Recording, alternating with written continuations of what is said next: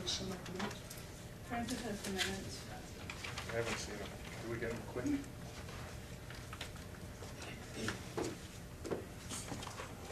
He's the only, there's no copy for others to look at?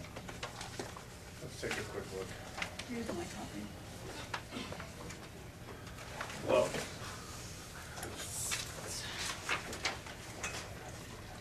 This is from September.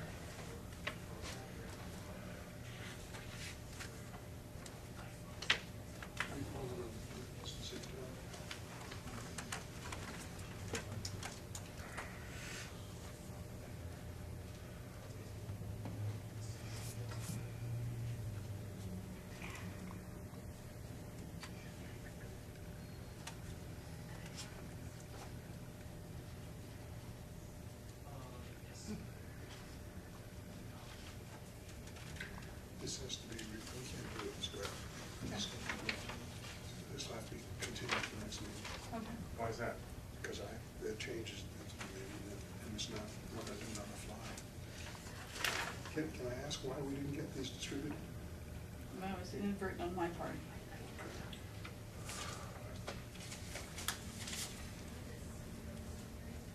Well, I had a 2 or 3. What time is it? 2:01. All right, it's 2:01 according to the computer, so I'll call the meeting of the Police Oversight Commission's Long-Term Planning Committee to order for the December 19th meeting. Welcome to all, and let's begin with public comments. Has anyone signed up for public comments? Yes, Mr. Harrison. Mr. Harrison? Thank you. 3 minutes, right? Pardon me? Yes. 3 minutes, right? Okay. Yeah. Just wanted to double check. Okay. Before I actually begin to speak, my time starts, I'd like to ask all the commissioners present to err on the side of caution and recuse themselves from, as all of you and I have had not only casual conversations in passing, exchanging niceties, but some of you have also had the audacity to go as far as sit in on meetings where I was in attendance and no doubt heard me speak. One may never know who may IPRA your thoughts induced by my Karnak the Magnificent Svengali-like powers.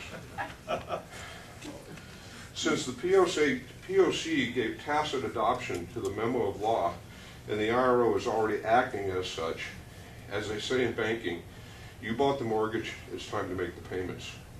It is time to take control of half of the POC IRO budget. I believe that you should call an emergency meeting with the city attorney demanding immediate funding for the POC's own website, the POC's own recorder, as the IRO has proven time and time again she is not interested in doing the job, as she just showed you this morning, or this afternoon, excuse me.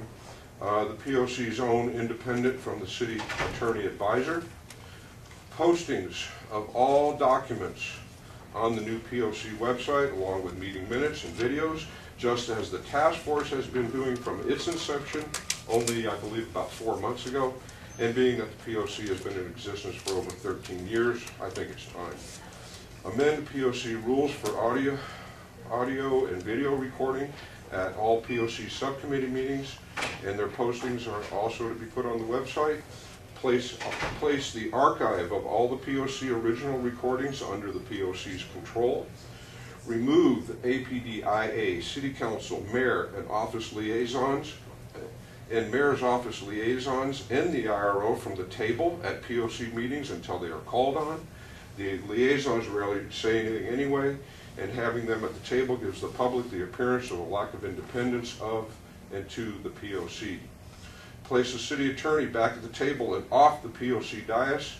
He needs to be available to the public as he also works for them. All POC members are to learn how and when to use the microphones. Whispering will no longer be tolerated. The audience will be allowed to voicefully request that they do so without repercussions. That's 3 minutes? Oh, excuse me. Go ahead. Post all APD SOPs, general orders, policies and practices, and chief special orders on the POC website. Ask all participants for the record to answer yes or no if they have had access to the POC Commissioner's new email address, especially the IRO. And also ask all commissioners if they had forwarded emails to the IRO or her staff. Can you finish up? Yes, I just have one more thing. Ask the IRO in every CPC presentation where references to in-car videos are and what the investigations discovered in that respect, and demand a list of all APD cars that have in-car video from APDIA and the officers they are assigned to. And one last thing, I asked all the commissioners to take a long, hard look at the videos of your last two POC meetings and ask the city attorney, Kevin Kern, and the chairman some questions as to the fiasco created by them and Mr. Foster. Thank you. Thank you, Mr. Harrison. Are there any questions? Mr. Commissioner Siegel. I have two remarks back to Mr. Arasim here.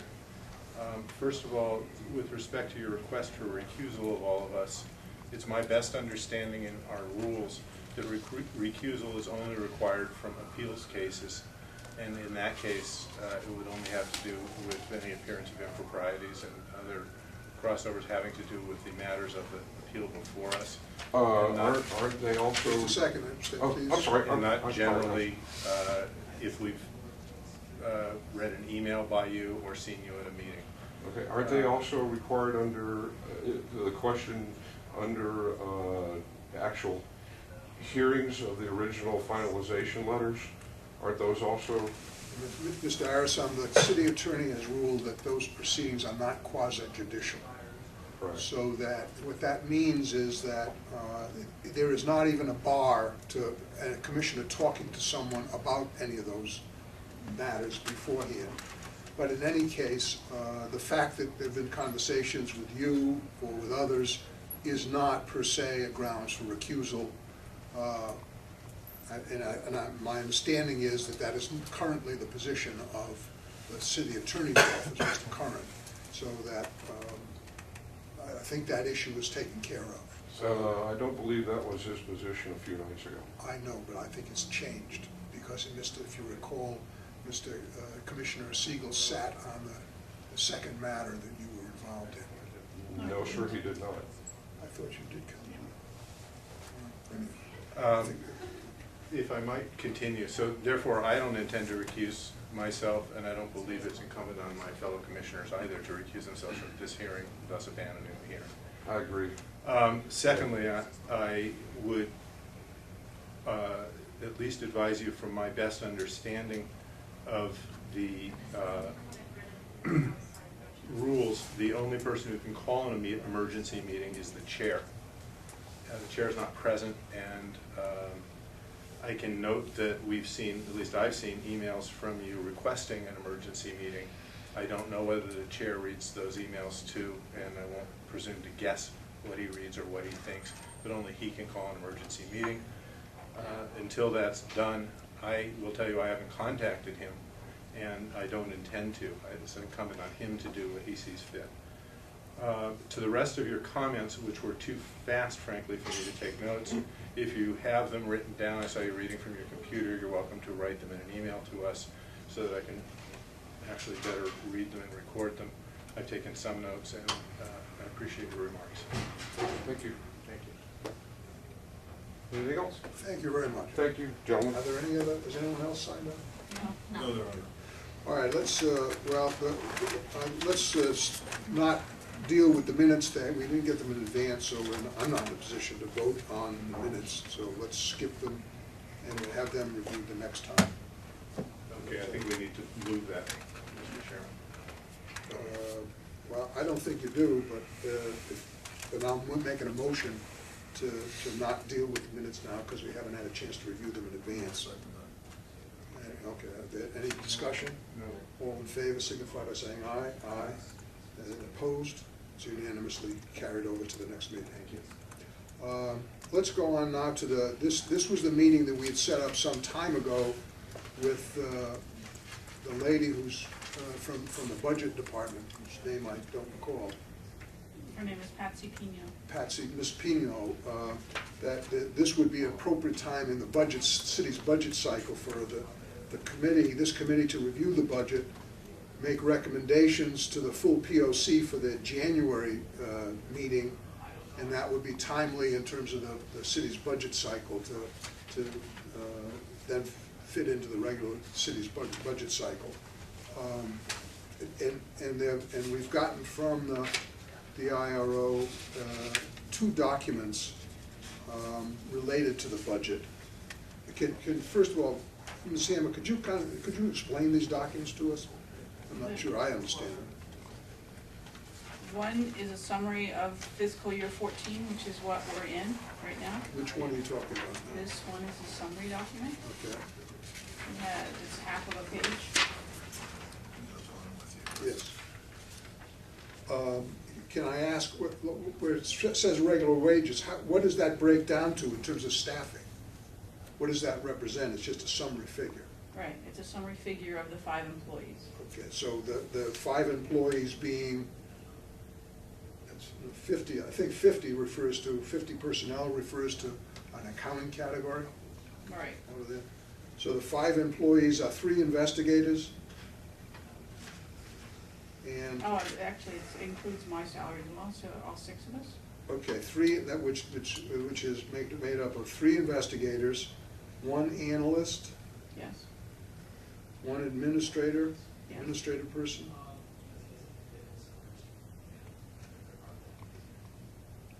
And plus you. Yes. So that's 6. Yes. And then there's the budget for the wages, the para, which is the public employees retirement account, Right. the FICA, which is Social Security. Social Security, the employee benefits for health insurance, and then retiree health is a requirement for all public employees to pay into the retiree health program for Okay. current retirees. And the next lines? The next lines are broken out by line items in the other pages, but they're pretty much what they say they are. The professional services, other services, telephone, supplies, dues and memberships, and contractual services. Can you tell me what's the professional services made up of? 14,500? That's what's budgeted. Okay, but what kind of expenditures does that involve? It involves, we have a temp who works with us to proof the documents. Okay. And that's the only, Well, and then if there are other things that come out of that, as well as I believe that our travel comes out of that for NACO. out of professional services? Yeah, well, I would say, if you want to talk about what's exactly in it, you should refer to the second document, Okay. which breaks everything out. Oh, all right, that's fine. Can we then go to the second document? Yes, and then you can see in the second document, fiscal year 12 is the first column, fiscal year 13, which was last year, the first year I worked here, fiscal year 14 is the current year, which the fiscal year begins July 1 and ends June 30th. Before you go on, it's actual for fiscal year 12, it says budget for fiscal year 13, and baseline for 14. What's the difference between actual budget and baseline? Actuals is what was actually spent in 12. Right, Budgeted is what's been budgeted for last year. We finished that year, fiscal year 13. but you don't have what was actually spent? I have what I have. Yeah, so you haven't gotten what was actually spent. No. And then baseline is for fiscal year 14, and it doesn't include any adjustments that have been made. Fiscal year 14, it also has a column to the right, which has the council adjustment of the analyst position. So the analyst wages budget is $48,000, with all of the incumbent add-ons for one person. We budgeted in $73,000 to pay someone $48,000.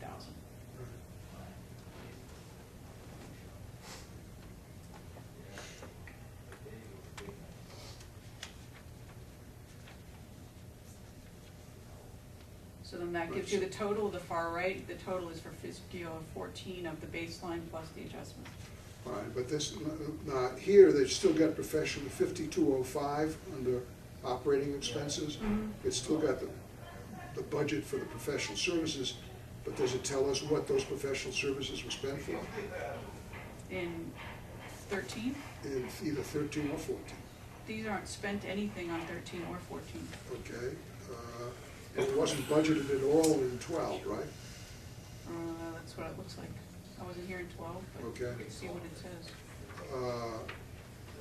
So then my question is still, have you spent all of $14,000 for an attempt to proof the documents? Is that the only expenditure? We're halfway through the fiscal year, so Okay. we wouldn't have spent the entire budget, or we'd be paying for it. Okay.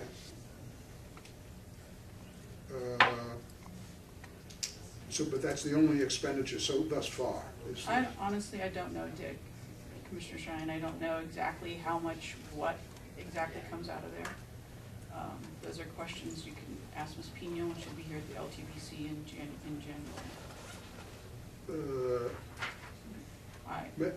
I've asked for a printout of what she had available, this is what she's had available. But aren't you, aren't you as the IRO making the decision on what's being spent? Yes, but I don't know where the money comes from, I don't know which line item it comes out of. Do you see what I'm saying? Oh, I see. I say we need to spend money on this, and then the budget department, Ms. Garcia processes the expenditures, and they determine. And then they decide what where it comes from. accounting category it goes in. Right. Okay, so we can, And you can see that the travel budget is at 0, and so I know that for a there's fact. there's no travel budget on this one. Right, so on this one. NACOL comes out of one of those, either the supply or the professional services budget. Now, is that NACO just for your staff or for the commissioners as well? I sent my staff, Yeah. And- Just your staff? And that doesn't include the cost for NACO for commissioners? no, the city council picked up what they were gonna pick up for city, for commissioners. And so I couldn't tell you where it came out of, which one it came out of, but you can see the travel budget is 0. And I know that we spent money on travel.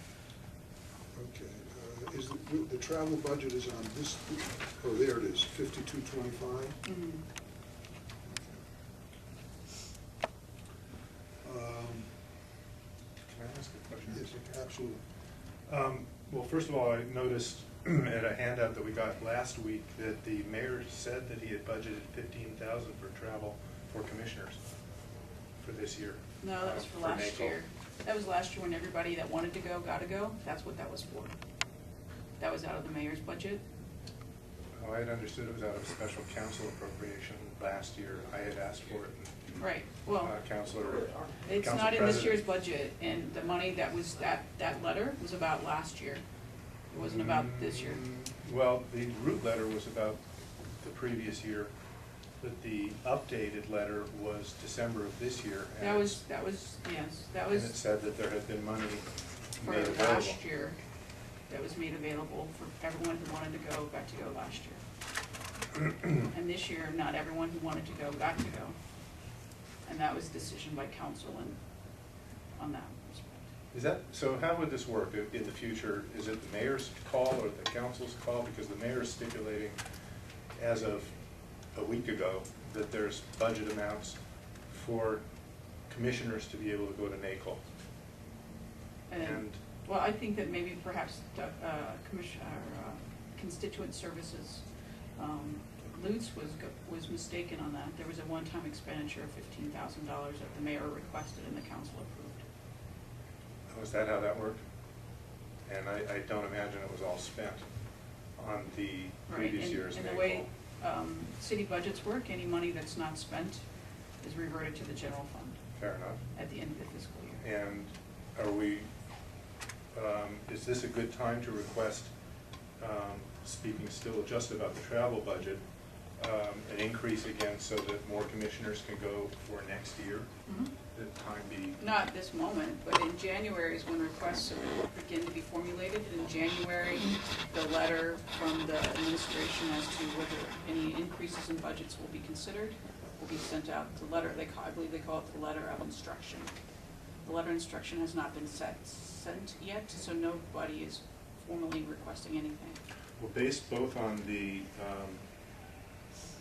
memo that we received last week and on the ordinance, which I think suggests that commissioners are encouraged to go to the NACO conference, it seems appropriate that we make a request to Ms. Pino and the city budgeting process that a significant amount of money be allocated so that commissioners can go to the NACO conference next fall, which is presumably what It would be this. fiscal year 15. So, okay. And that's the budget cycle we're starting to come into now. It's Yes. fiscal So I year. would ask you to work with them if possible to increase that line item at least for commissioner travel. I think it still remains useful, it depends on your attitude as well, for staff as well to be at the NACO conference, but for sure, from my point of view, I think it's important that commissioners be encouraged to attend and be able to attend when possible.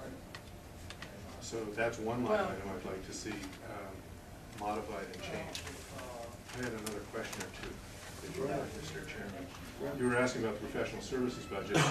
You've had a temp, you say, proofing documents. When did that begin? Whenever the commission decided to stop approving documents. And I would say in the fall of this year. Did we make a decision as a commission? Well, people who were doing it weren't doing it anymore, and so that's what I did. So, do you have, and you have no idea how many hours that person has in or what their billing is about? I don't have that before me now.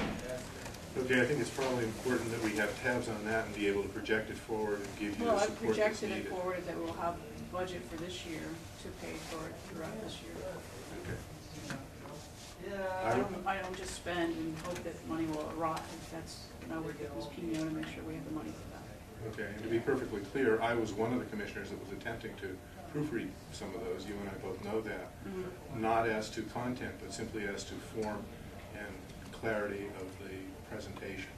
And then it was a decision, I believe, well, it was my response to criticism that the letters came out not proofed. And so I don't submit letters that aren't proofed anymore. And I encourage them to be well-proofed and as good as you can possibly make them, there's no question. I was gonna say the reason I couldn't do it is that they were not coming out ahead of time enough that I could give you a reasonable correction and response as needed in order for them then to be sent to the rest of the commission. I send the letters out a week ahead of time, and that's when they're ready. Do you have any other? And I was curious what, if there's another line item that says other services budget, $2,000 line item. I'd just like to know what that is, if you have any idea. So let's leave that as a question that you can pursue again with Ms. Pino. She will be here on the next LTPC, January 24th, January 23rd at 2 p.m. And, Mr. Chairman, at some point I'd like to talk openly here and candidly about the several times voiced necessity, in your opinion, to hire another investigator or more staff. And I'd like to hear from you so that we can understand what your request is and support it to the extent that's possible. So this might be, go ahead, Mr. Chairman. Do you have any? Well, I think that, I'm curious as to whether we ought to add this into the Police Oversight Commission's agenda to discuss budget, or should we just leave it as part of our report? No, I think my plan was, and I think that the intent of the rule is that we would do something on budget, and whatever we end up recommending would be recommended to the full POC, and the full POC can then decide what it wants to do in terms of recommending the budget. I guess I'm saying that if we wanted to make a motion, as far as, at the January meeting, we should. At the January POC meeting, you know? Correct. Well, except we've now been told that there are a couple of things. So you understand that my colleagues understand where I'm coming from. We, at the task force meetings, the POC task force meetings, they have been very concerned about the adequacy of staffing of the IRO's office, understandably, and I agree with them. At one point in one of the task force subcommittee meetings, Ms. Hamel was asked about what kind of staffing she would require, what kind of adequate staffing. I think she said another 2 investigators and 2 analysts and an outreach director. 2 analysts and 2 investigators and an outreach director. And that leads to the question of tactics and the city budget process. My understanding of the way this works is if the letter of instruction comes out in January, the letter of instruction may well say, as it has in the past, no increases because of the nature of the economy, which means that we would be, if you follow the letter of instruction, there would be no possibility of added staff for the IRO's office. So although it would be helpful to have Ms. Pino here today, she couldn't make it. But the dilemma that now leaves us as a committee in is, should we, even before the letter of instruction, alert the administration if this committee agrees and if we agree, the full POC agrees, that we're recommending a substantial increase in staffing for the IRO. And frankly, that's the direction I'm leaning at this point. Well, I guess my comment is, if we take the minutes from this meeting, promulgate them to our full POC, so that they can come in prepared to discuss and maybe even decide at the January meeting. I understand that, but we've got to decide what we're going to recommend. Right, Here. that was my question. And we do that before the letter of instruction went out, so that the mayor's office would be on notice of what the Police Oversight Commission's view is on the staffing needs, and they can either ignore it or take it into account when they issue the letter of instruction. It's the city council who approves the budget. Yeah. So if there's an increase of budget, people who really need to know are the city council. And that's the city council that created the analyst position. And so Well, it's not, I mean, you can alert the administration all you want, but they're not the ones who hand out the money. I understand, but it would be helpful if the mayor put that in the budget, put in the budget, his budget, an expansion of the IRO's office to meet the staff needs. And clearly, it's ultimately the city council that makes the decision.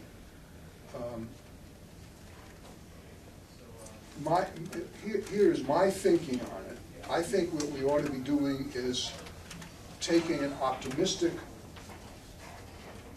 but realistic view of what the staffing needs are. What that means, I would use the criteria that the San Francisco charter provides for their civilian oversight, and that is a ratio of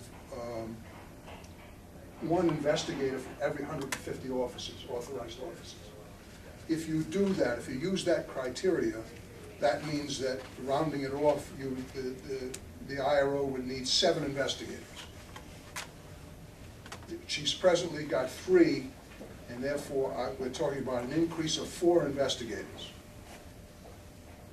if you use that criteria. And secondly, in terms of analysts, it seems to me she needs at least 2 more analysts. I mean, there are all kinds of studies that have been contemplated and discussed with the IRO, which she understandably responds with, I don't have anybody to do it. And she often suggests, why don't you do it? And, which is what we try to do with the study, and that obviously didn't work because it's less likely that part-time people are going to be able to do these studies. So that I would certainly support 2 more analysts, and I would also support an outreach director, so that someone who's full-time spending time on outreach. So we're talking about, with that, an increase of 7 people in the staff of the IRO. We're looking for doubling the budget essentially, and going to $1 million budget, and chances of that flying. Well, I mean, look, all we can do as the POC is say, this is what we think the needs are, and let the city council and the mayor decide what they think they can do or can't do. But rather than us sit silently, I think we should make Commissioner Siegel. Thank you, Mr. Chairman. I think from my point of view, I partially am on board with what you're saying and partially am not, and as follows. I appreciate you researching for a benchmark what another city, for example, San Francisco, is doing, and it gives us a reality check. I have not been following the task force meetings. I don't think they're really pertinent to my job as a Oversight Commissioner here. And so what I'm interested in building on here is IRO Hemmer's requests to us in consideration of what she believes an appropriate staff would be for her. I have heard her request so far 2 investigators, not the 4 that you are penciling in, Mr. Chairman. I would ask the IRO again if she would, my notes are sketchy here. You're requesting 2 analysts, or is that what Commissioner Shine suggested? No, that's what, at the outreach committee, I was asked that question. I said 2 investigators, 2 analysts, and an outreach person. Okay, so you're behind that, and now that's part of our record, not just the task force's record. So you would request 2 analysts, and they'd be full-time? Mm-hmm. In addition to the analyst we have? Yes. And would they all be at the same, I don't mean to use pejorative terms, but the same rank or rate, or is there somebody who's more senior or more junior? Or are they just analysts as the current analyst is? Well, I think that would depend. What would be your preference so that we can go to bat for you? I would, it'd be the preference that it be a senior person and then someone at the same rank. So your preference would be for 1 at same and 1 at, what is it, 1.5, 2 times the other one's rate? Probably 1.5. Okay, just trying to take some vague notes here and help you and help us be able to frame what your request is. And turning to the outreach coordinator, do you feel that we would need a full-time outreach coordinator or a part-time? I think that can probably be done part-time. What would that be, half-time? But I think that if you're gonna ask, you ask full-time and then let them cut it. Yeah. I would want to ask realistically what you want. Well, I think that if you have an outreach person, not only can they be doing outreach, but they can do other things within the office. So then that would be outreach coordinator plus miscellaneous duties? Yes. And that, your request then would be for 1 full-time at the outreach and miscellaneous, plus 2 full-time investigators. Those would be at the same rank, I'm using the term loosely. Yes, that we have an assistant lead investigator, position that I created. So we have 1 investigator as an assistant lead investigator because under the ordinance, I am the lead investigator for the office. So I have an assistant in my office Sure. who is makes 10% more than the other 2 investigators. Okay, so, and then the 2 analysts, we've been through that. So instead of the chair's request, in my notes here, for plus 4 investigators, that drops to plus 2 in your request to us. Mm-hmm. And I would like to figure out how to total that up as a appropriate request back to the city. At some point, I think it would be appropriate to make a motion and develop a way of conveying this to the full commission at the next hearing for their agreement, concurrence, disagreement, comment, and so forth. Are you done, Mr. Thank you, Mr. Chairman. Let me say this.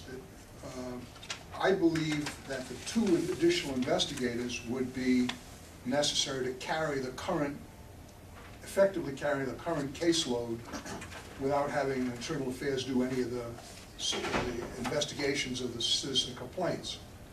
My concern, and the reason I'm suggesting an additional 2 investigators, is because I think there is a whole range of things that are not now being done, which, at least under this current ordinance, should be done. That is the monitoring, at least by the IRO, if not by the POC, of the internal affairs investigations.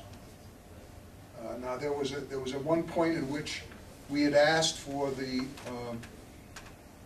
information about the internal affairs investigations, and we were told that the chief of police had met with Mr. Turek, and Mr. Turek was of the initial view that we did not have a right to that information, but whether we do or the IRO does, it seems to me that's a very important function that's now not being performed either by the POC or the IRO, and therefore I would like to propose to my colleagues that we recommend 4 investigators, not just 2.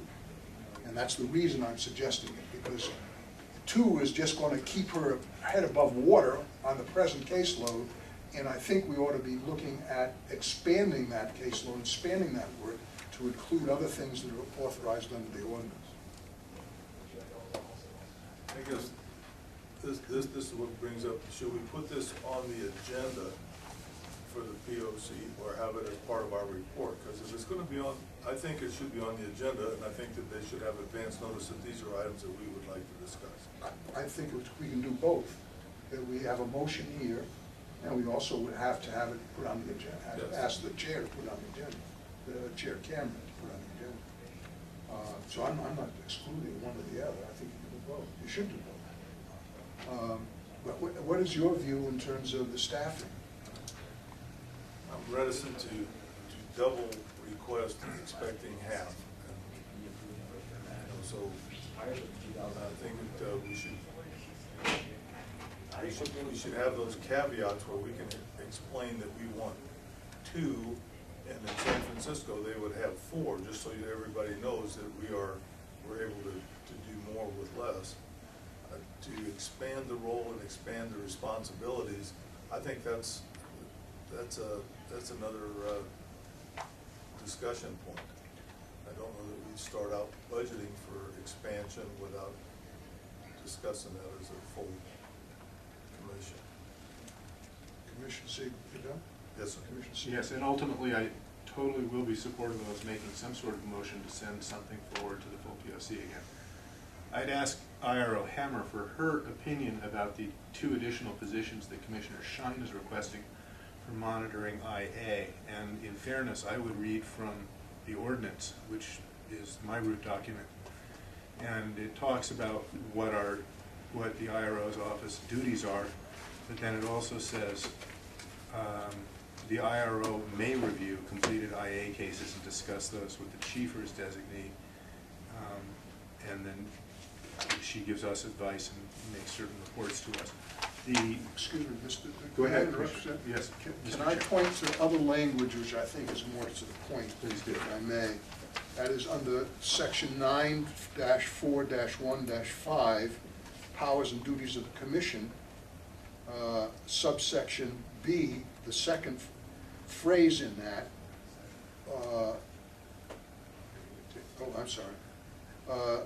to audit and monitor all investigations and/or police shootings under investigation by APD's Internal Affairs. That function is now not being performed except for monitoring of officer-involved shootings. But the variety, and I don't know what all the variety is of the Internal Affairs investigations that are being conducted, the taserings, the other uses of force that don't involve shootings, the unlawful searches, I don't know what else there is, but that, currently, no one, either, as I understand it, neither the IRO nor certainly not the POC is monitoring those investigations by Internal Affairs. Could you finish the phrase here, though, because it's important to my understanding Oh, of the well, ordinance. it's a However- different phrase, and it says, however, the POC will not investigate any complaints other than those filed by citizens. There's a distinction between investigate and monitor. We're authorized to monitor the Internal Affairs investigations, but not obviously to do the investigation, do an independent investigation in lieu of Internal Affairs. Thank you. I think that Chief Schultz at least took the position that monitoring meant the reporting that the IA lieutenant reports out at every meeting. So I think that Commissioner Siegel is correct. Before we start talking about budget, we need to determine what the actual function, which is going to be authorized by the full POC, is actually going to be before we say we need someone to do something that at this moment isn't authorized or isn't being done, not only because we don't have human beings, but it's being done because the department believes that they're in compliance with that statement. Is it a fair statement that you are not, your office is not now monitoring the Internal Affairs investigations other than officer-involved shootings?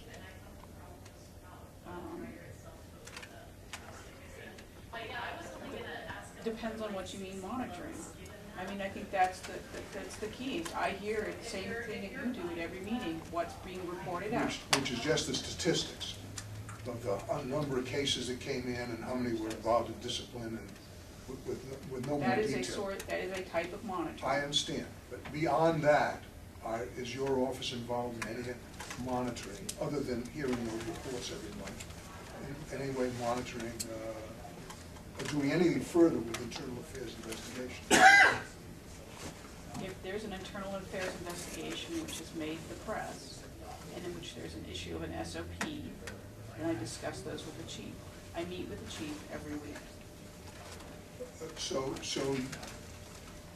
We don't have a formal program in which I say to the commander of internal affairs, show me your books every single week. If that's your question, the answer to that is no. okay. But there are things that have to do with internal affairs investigations in which I discuss with the chief at our weekly meeting. Do you get involved in reviewing investigations at all, in any way? Reviewing The internal affairs investigations? I'm not trying to put you on the spot, I'm just trying to understand what happens. Huh? I don't understand your language as far as the extent of what you're trying to ask. Well, let me put it this way. In the conversations I've had with various civilian oversight people around the country, that 30-city study we never completed,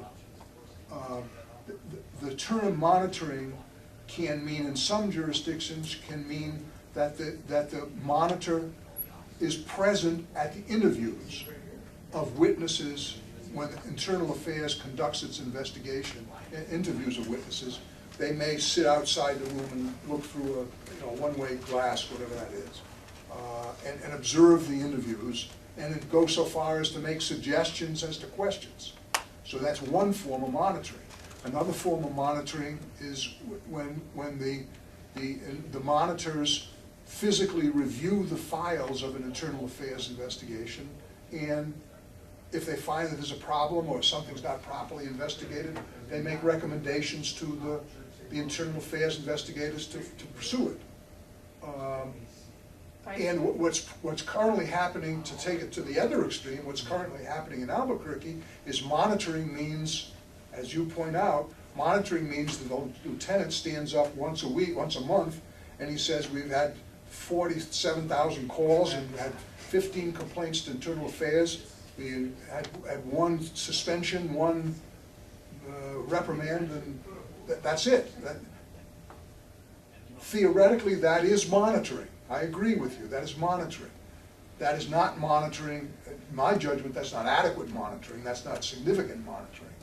And what I'm trying to get at is, do you do anything in terms of, short of in addition to the kinds of statistics that are given each month, do you in any way involve yourself in reviewing internal affairs investigations, whether it be a review in a file, whether it be discussing a chief's position on some particular matter and recommending he and talk to some other person or whatever, whatever recommendation you deem to be appropriate. I'm trying to get a sense of what the nature of your monitoring is, if any. If things are of public record, then I discuss them. Public record, you mean publicity? Things in the public record, then I discuss them. I do not believe under the current union contract have access to internal affairs documents aside from officer-involved shootings. The current union contract prevents your access to? That's what I believe, yes. So if you were, may I, Mr. Chairman? Yes, go ahead. If you were granted by a magic wand the 2 additional positions that Commissioner Schein is discussing here for a moment on, that would do extra monitoring for IA, even if we wanted it, you might not be able to employ them and use them, and they might not be able to go anywhere or do anything, so they could set up their desk and look at their paperweights, and that would be the end of their job. If I were to make a wish list of 2 extra people, I would begin an audit division, a performance audit division of the independent review office. That's what I would do with those 2 people. And you could do performance audits on determining whether or not use of force forms are being adequately filled out. You can use statistical modeling for that, so it's not looking at every single use of force form, which is filled out, which is in the hundreds, if not thousands, every year. that would be the best use of public funds to determine whether or not the department is following through on procedures and to make suggestions in that regard.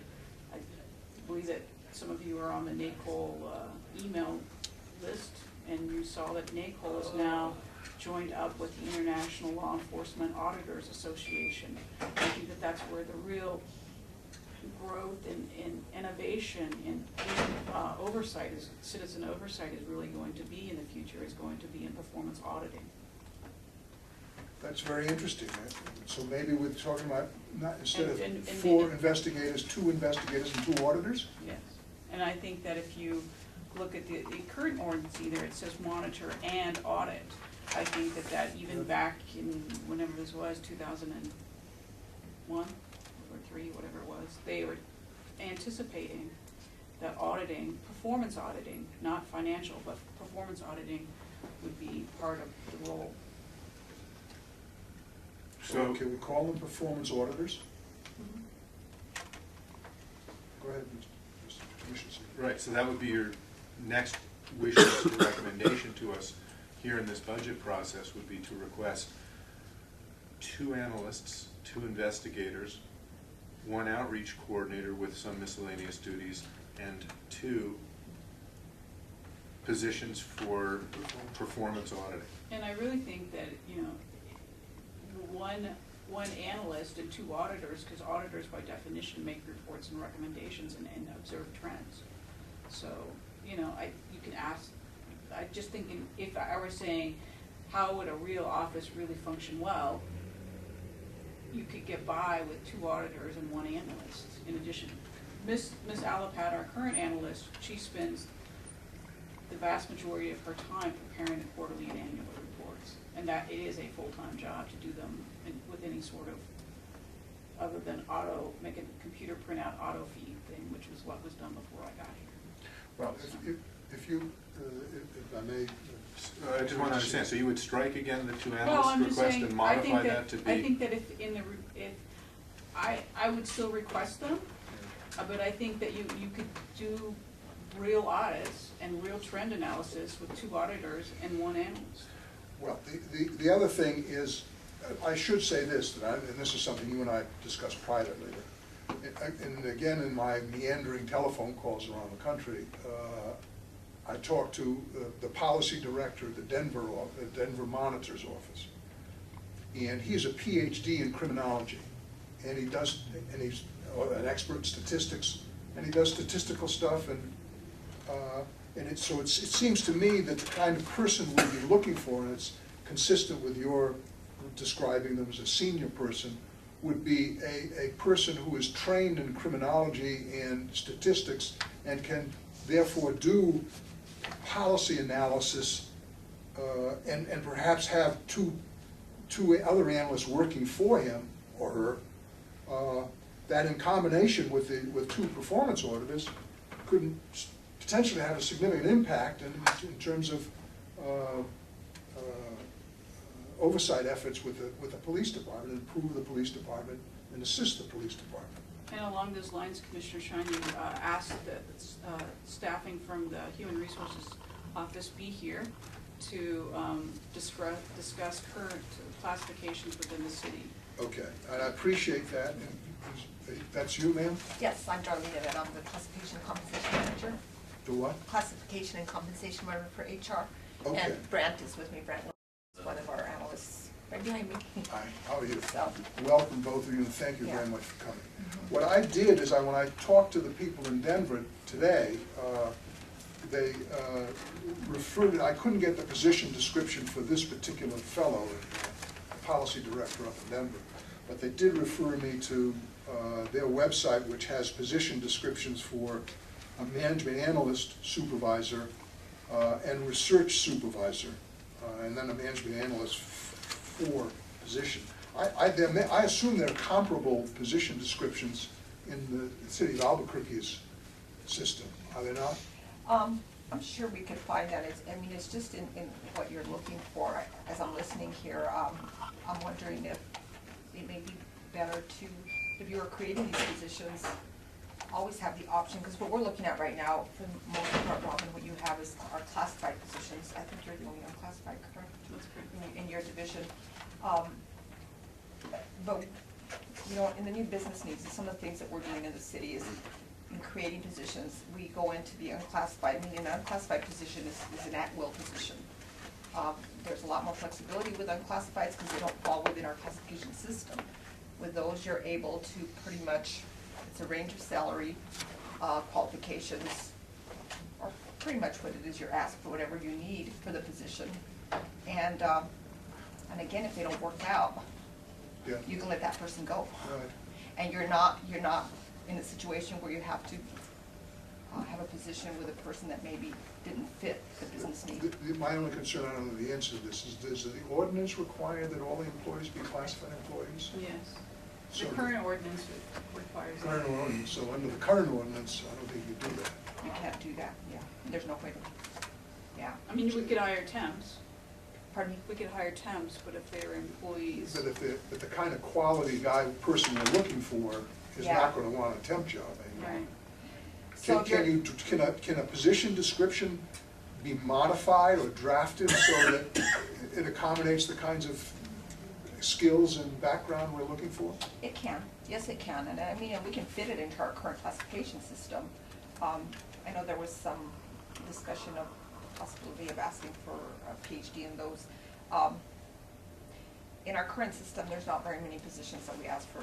There probably is the one for, we have a psychiatrist, of course, they have to have a Yeah. PhD. But that doesn't stop you from recruiting that type of position, because you could always ask that as a preference. Well, as I look at these position Yeah. descriptions from Denver, none of them have a qualification says PhD. Yeah. I mean, Yeah. it's, obviously you have more flexibility if you don't make that a requirement.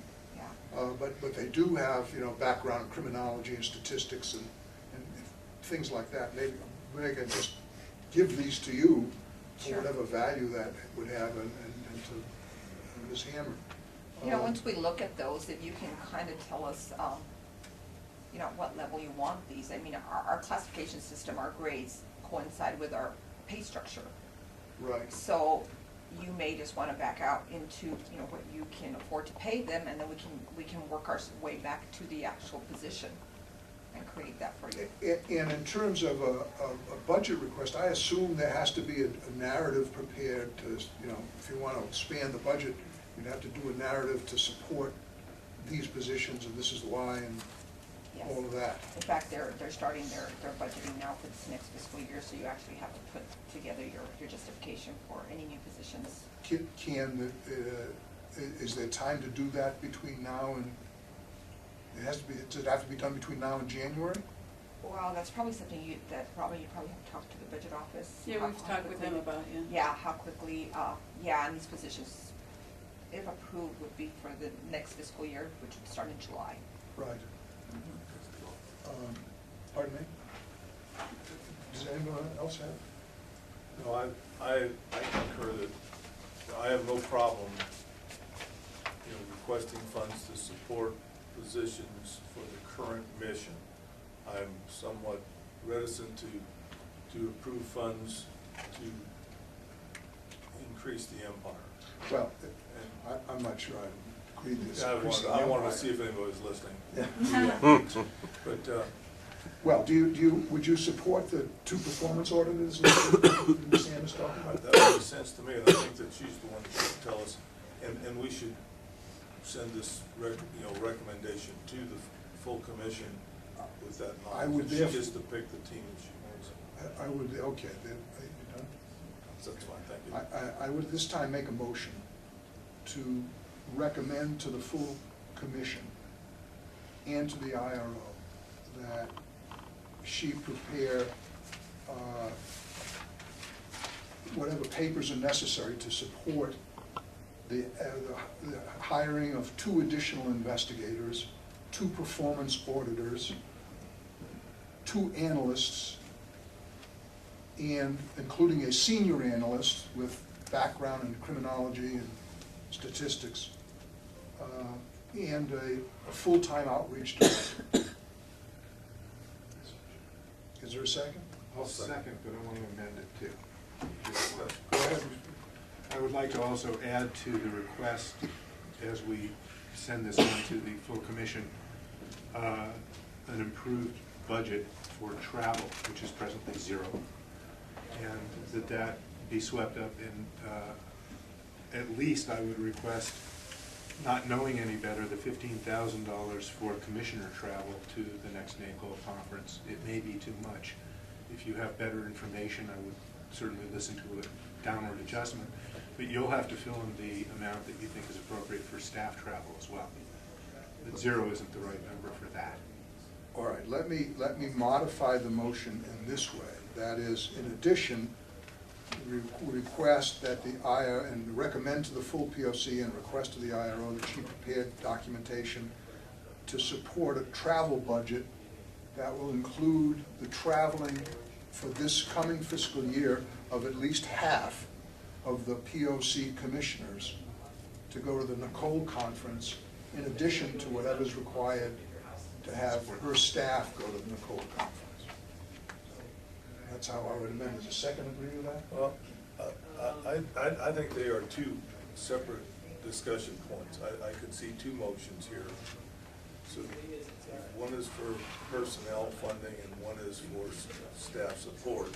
I don't know that. Okay, since you were the second, I'll withdraw that change, and we'll just do the staffing motion. I would, Mr. Chair, I'd ask Mr. Siegel to chime in and see what his thoughts are. I'm fine with that, with one reservation. While we're in a discussion period, I would ask the chair to open the floor one more time to IRO Hammer and ask if she concurs about the 2 analysts, 2 investigators, 1 outreach plus miscellaneous, plus 2 performance auditors. Is that the staff I that don't you know, we would- have to open the chair.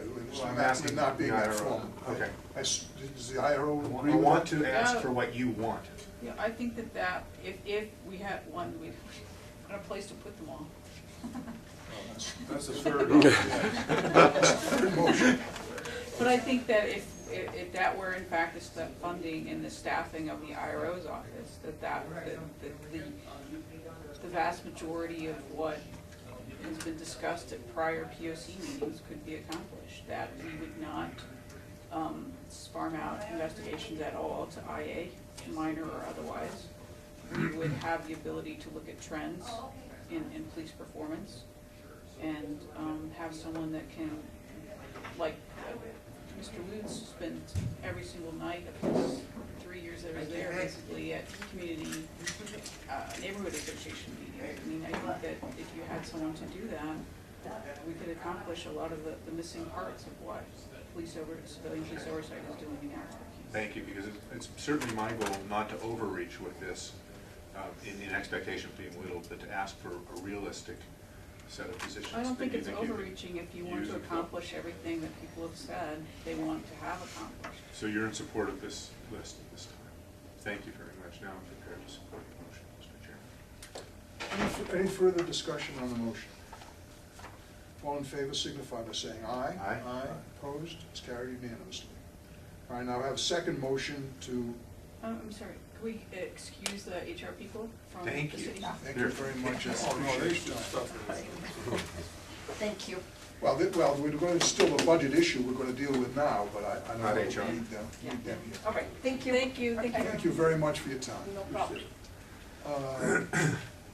At this time, I'll move that, to recommend to the POC and request the IRO prepare papers to request travel funds that will assure at least half of the commissioners being able to go to the Nicole conference in the next fiscal year, and all of whoever needs to go from her staff, in addition to whoever, Do you mean travel funds for whoever needs to 4 go. or 5, if there were 9? I would just leave a nebulous number out there. We don't know, maybe the task force is gonna do, See what I'm saying? cut us down to Well- 3 and it'll be okay. Well, say we gotta pretend, well, we're under the assumption that nothing changes because that's Correct. where we are. Yeah. And because So nothing with may 9, change. I would say 5. 5. Because we're gonna have some new commissioners and Yeah. I mean, you're gonna have this new staff. and also, and in addition, there's reason for commissioners who've already gone to Nicole to go back. I mean, it's a very informative process that I think benefits everybody. It is not a boondoggle by any means. Salt Lake City was not a good job. Yeah. The next one, where's the next one's Kansas City, so. It's hotter. And anyway, so I'll make it more specific that at least 5 of the commissioners are able to travel to the Nicole conference in addition to whatever other travel funds are needed for her and her staff to travel to the Nicole conference. Is there a second for that? I'll second. Okay. Discussion. I think it'd be good if we looked at what it cost us to go to Salt Lake City. That's probably a number that's gonna be lower than what it will cost to go to the next one, but it would at least, so. I think it's probably about the same. Yeah, I'm thinking it might be close to that, because I don't know how many of your folks have to go back again, and all these new people that we're gonna have on this thing. But if the full commission has a ballpark figure, so to speak, we are I going think to Kansas City. Right, we can gather an average head count, head cost, what it costs per Sure, head. so we'll have some, She knows to work the details of that. sure. And yes, Commissioner C. I have a lingering memory that it's either in the ordinance or in the rules that all commissioners are encouraged to go to NACO, It not says just 5. that Is that the I believe ordinance? it's in the ordinance, I believe, and I believe Then it I'm gonna also run says afoul of it. that it says that dependent upon budget. I do know for a fact, it's not a mandate. Maybe it's the rules. Whoever had to go to Salt Lake should get first pick at Kansas City. For the ribs. Okay. Is there any serious discussion about this motion? I don't recall where it's at, but it's in there, but it does say dependent upon budget. Okay, so for the record though, historically, I think we had 4 commissioners at San Diego 2 years ago. And we have 4 people that went from the city, because 2 task force members. This, Irrespective of task force and other interested parties, I'm just talking about Well, I'm commissioners. saying the city felt as though they would send 4 people, city council sent 4 people, 2 commissioners and 2 persons from the POC task force. The chair that's and what the. we had this year. This year. Yeah. So next year there won't be. Okay, I just didn't, if it said that they should all go, but it says dependent on budget, that's a good caveat. I can't put my finger on the clauses. I haven't got these. Well, I think as a practical matter, if you put down travel for 5, as a practical matter, generally speaking, there are going to be 4 people who can't because of conflicts, just can't make it because, I mean, that's just the way the schedule works out. We have 8, I think, that went to Salt Lake. Right, but of the non-staff members, there were 2 commissioners, you and Commissioner Foster, and 2 task force individuals. So there were just 2 commissioners. 2 commissioners, Correct. 2 current I'm just saying. commissioners, but 2 other non-staff And members. at San Diego, I believe there were 4 commissioners. I'm scratching my brain to remember for sure.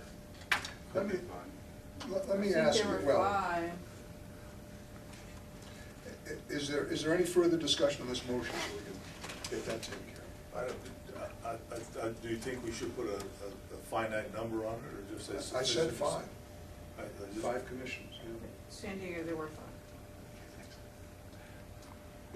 I can go with 5. I was thinking it was sufficient, funds sufficient to send the necessary people to go to this. Well, but that doesn't give you a number.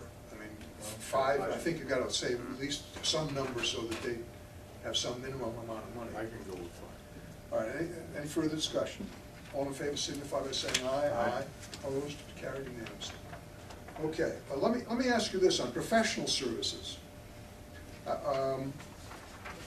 Do you ever have you had the need in the past for, aside from the temporary, I mean, do you have a need for a paralegal? Do you have a need for hiring experts to review some issue? Professional services can be a very broad category. And my question is whether that, in terms of you're reviewing CPCs and the other things you're doing, are there other kinds of professional services that could be helpful to you? It would be helpful to have a paralegal to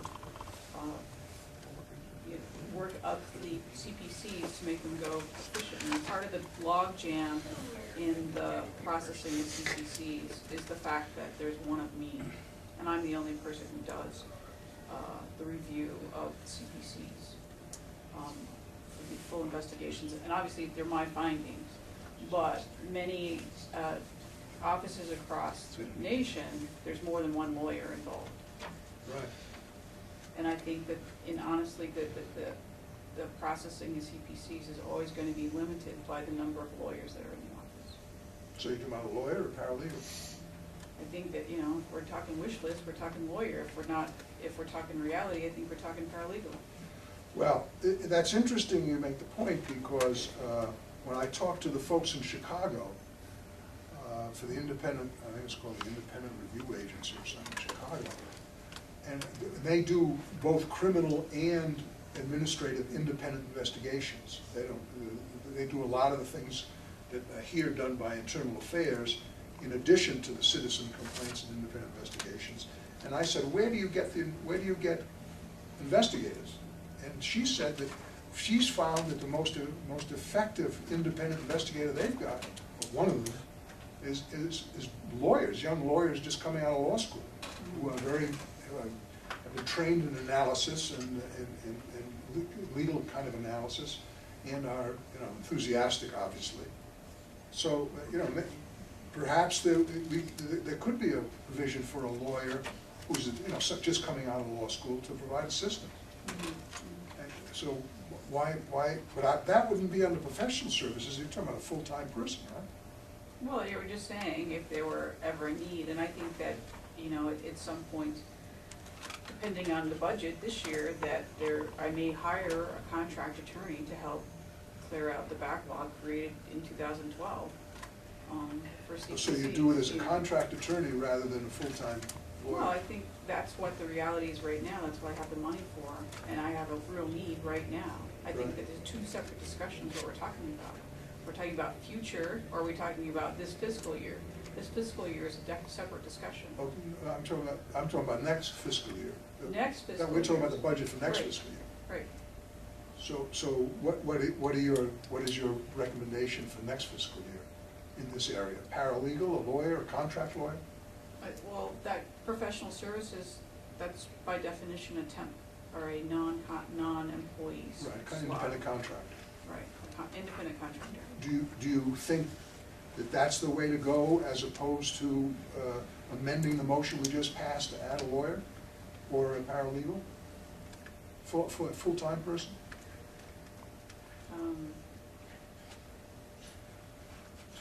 And at this point, I don't think we ought to be deciding, what's the city council going to do, how much money is here. I think what we're trying to do is make a recommendation as to how most efficiently and effectively to staff your office. Right. And if they want to not give it to us, or Well, give it I to you, think that then if that's you're going fine. to have all of those other positions, this is the hypothetical world we're talking. No.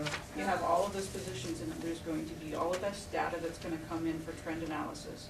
And that really needs to be the lead, the IRO, the individual office head is gonna have a lot more responsibility, aside from the fact if you manage all those human beings, there's a lot more data and decisions and work to be done other than the So- review of CPC. So I Right. think, one more lawyer would be appropriate. What about to a do it. deputy IRO who's a lawyer?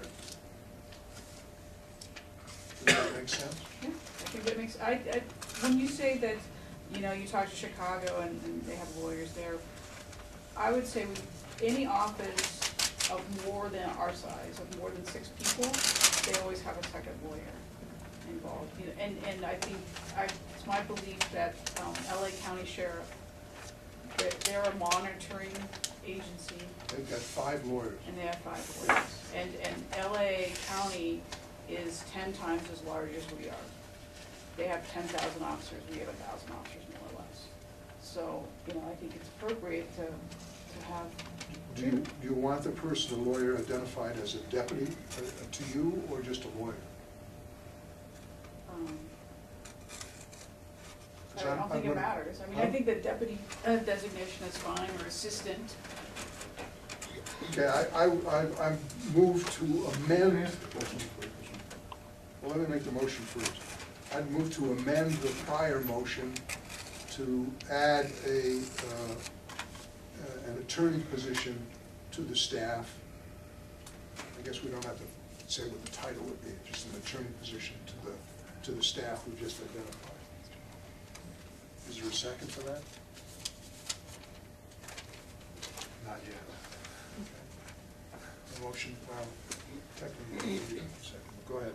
You went one. Right, I guess I'm confused, and I'd like to ask the IRO again. I thought we'd gone through all positions you needed, and now Well- comes up this other one, and I want to know in two different ways, if you need this position, and secondly, maybe we need for you to help us prioritize, if you've got one position, what would it be? And suddenly, the next thing I'm hearing is that if you have an office of 6 or more, the first thing you ask for next is another attorney, not any of these other positions. Well, The next person on board, if you had your druthers, would be that attorney. We need to be able to convey your best request forward, in my opinion, toward the highest functioning system we can build. yeah, I think that needs to be a priority of, do we want no investigations handled by IEA? And if that's it, then we need one more investigator to begin that. I mean, I think it's a whole prioritization. And if you really want to do trend analysis, if that's the priority as opposed to individual CPCs, then that's another question. I think that I can't say if there's one more person. I'm just saying that there are two functions that we would all agree that every single police monitoring or auditing or oversight agency in the nation is divided into. There's the individual complaints from citizens type, and then there's actual policy, trends, and monitoring of police functions. Those are two totally complete separate functions. Currently, there is a backlog of citizen police complaints because I have dedicated time away from processing individual police complaints to, in my mind, be making suggestions and trying to improve the department is equally as important as addressing an officer speeding down the highway or didn't turn his left turn lane signal on to turn into Coronado Mall. And so I think that's my response. I think that what my response has been directed at direct questions of what would you need to get this done, and that's what my response has been. I think that even if we don't add anybody else, having another lawyer would be important after the additional investigators, because I think it's universal that we all agree that the appearance and transparency of the entire police oversight function could be improved by not having IA do any investigations. And if I might add, what we're trying to do is figure out what is the reasonable and appropriate staffing for an office to perform these functions. And the issue of prioritizing is not relevant in my judgment at this point. It only becomes relevant if you're in front of the city council or the mayor's office and they're saying, well, we can't give you all 5 positions. Which of these do you want? But we can give you 3. Well, then you prioritize. Then you know how you've got to prioritize. But I don't think we ought to be trying to do that here. I think what we're trying to do is figure out a way to adequately staff this function. And let the budget control with prioritizing later on when you know, well, we can give you X amount of money, so you've got to figure out how to use it and prioritize. But until that happens, let's see what makes sense in terms of the staffing. Commissioner? I concur. I think that we want to support the mission that she currently has. We don't want to give her a bunch of people, okay, say, now go do this. I think that in the public eye, and in my eye, internal affairs is internal affairs, but it does not have the transparency that the independent office can. And I concur that we would like to have her sufficiently staffed so that IA does not do any investigations. On the citizen complaints. Yeah, that's correct. Yeah. So I'll again renew my motion to add to the amend the prior motion to add an attorney position to the proposed staffer. I'll second. Any further discussion? All in favor signify by saying aye. Aye. Opposed? It's carried unanimously. Okay, is there anything else we need to address? Well, I would just also suggest that you consider, Ms. Hammer, whether you need to increase the budget for professional services for your independent contractors.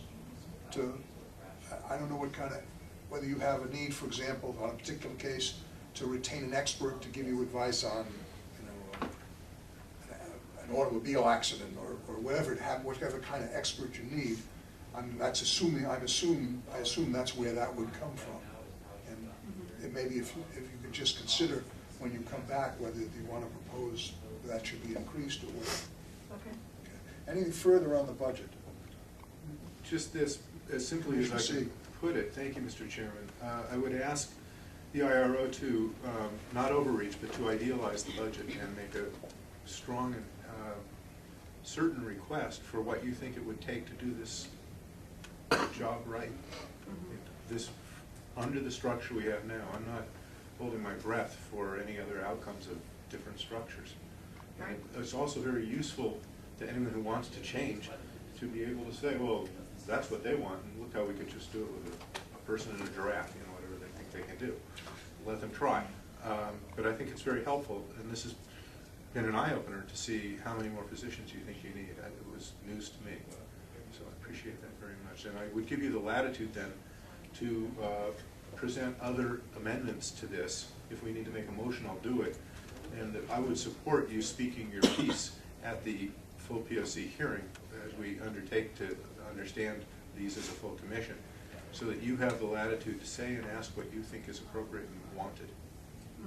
I think that it would be appropriate at the next POC meeting, which is, 3 short weeks away. Sure. To discuss, at least begin the discussion there. And I'll see what I can do as far as getting something in writing before then, as far as the beginnings of a draft of justification for where we're headed. Because I do think that it's correct that if, even under the current ordinance, a lot more could be accomplished if we have more hands on deck.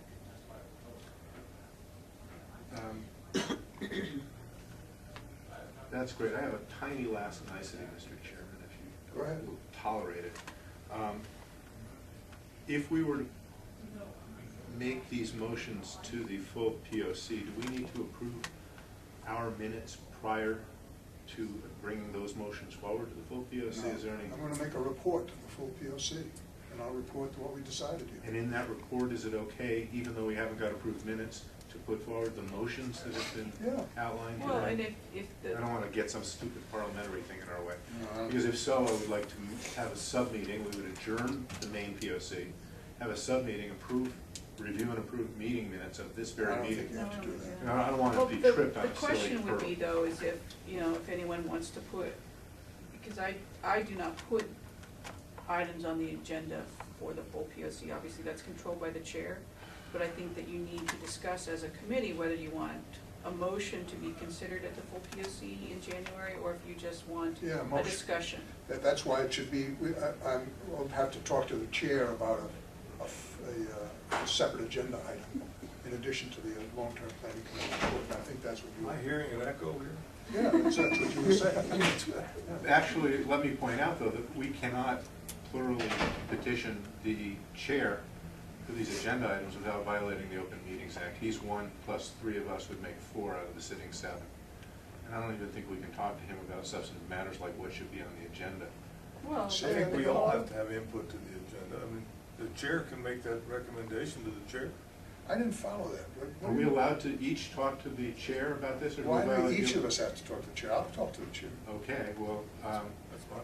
and IRO Henry, you two can convey that we voted each of these motions unanimously, and we think it's important to consider them and we support them in your office. And in fact, I believe our rules require us to make a report to Right. on the budget to the full POC. Right, but not to request a vote. Well, So that's the asterisk that we're requesting of him. well, So why don't we leave it at this? Do you want me to contact the chair, or can you just communicate what's happened here to the chair and say we all indicated we'd like to have that item on the agenda?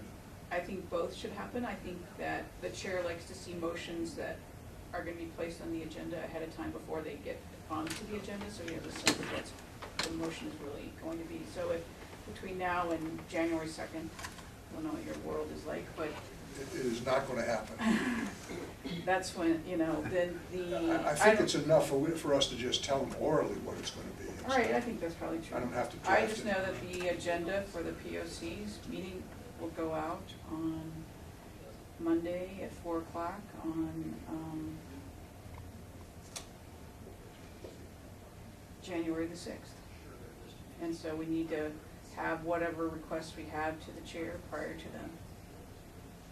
So it'll be a motion for a budget proposal.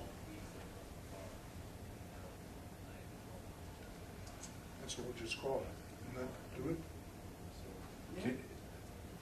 In a spirit of cooperation, can we request a first draft of these from Ms. Garcia, that she's controlling this tape and taking notes Oh, here of the minutes? Draft of of what? these 1, 2, 3 motions? I don't think. I'm just trying to get it helpful. If Chair Shine sends them to me, then I can send them to you.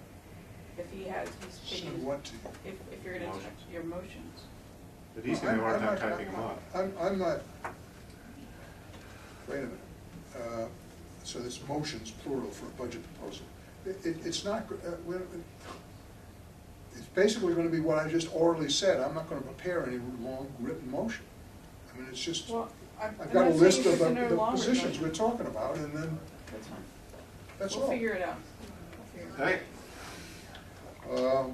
Okay, anything else on the budget? Okay, moving on to the next, where did my old papers go? Moving on to the next item on the agenda is the standards established by the Independent Review Office for the inactivating CPCs. We've been handed out two documents. One is the rule, the present Rule 5 of Article 4 of our rules, which lists 11 grounds for inactivating CPCs. And then we've also been handed out a proposed set of amendments by the IRO, prepared soon by the IRO, and that's now the subject of discussion. Anyone have any observations? Well, on the first amendment, the 90 calendar days seems to me to be a no-brainer. It's pretty straightforward. Anybody have any objection to that? No, that was complicated last time when somebody put in a complaint on the 10th of this month, and the incident occurred on the 10th of that month, exactly 3 months prior, but then ended up being 92 days. So can we all three agree that we concur in her recommendation to add the word calendar after 90? Anyone object? no. Okay, so let's go through it and this way initially. Mr. Chairman, Yeah. just to bracket this conversation a little bit, these would be rules changes to our own rules. Yeah, these are our And rules we're looking at. If the commission chooses to, they can open up our rules for a rules change. Last hearing, we tried to do that and there wasn't much interest. Let's wait till this task force finishes their work, or the council or whatever. But I hope that, I guess everything we do is under this bracket of, we'll need to request that the rules be opened for revision like this. And until that happens, even if we recommend these to the commission, that nothing would happen until they're approved by the whole commission. Is that right? Well, certainly nothing will happen until the commission takes, if we make a recommendation to amend the rule to the commission, we report that to the commission, then I would make a motion at the commission hearing to make the amendments and ask that it be moved to be tabled for the night, for the 1 30-day period. And then when the 30-day period's over, it comes up and the commission could still say, like we did the last one, they don't want to do it. I mean, that's Okay. nothing we can do about Just wanting to that. understand. Okay. So I think that's the appropriate way to proceed, unless someone's got another suggestion. Okay. Okay, so the calendar we don't have a problem with. Under number 5, adding after the word successfully mediated, comma, either formally or informally, which makes sense to me. Does anybody have a problem with that? Okay, so we concur on that amendment. Now we get to the substantive problem, and that is under 7, which now reads, the complaint contains no allegations of violations of standard operating procedures. And the new language would be, and/or after investigation, there were no violations of standard operating procedures found. I have a problem, frankly, with that, because I have a problem with the original 7. I don't understand, the complaint contains no allegations or violations of standard operating procedures. First of all, 99% of the complaints don't have an allegation of a violation of procedure because the citizen has no idea what the SOPs are to allege a violation. So I don't understand what that means.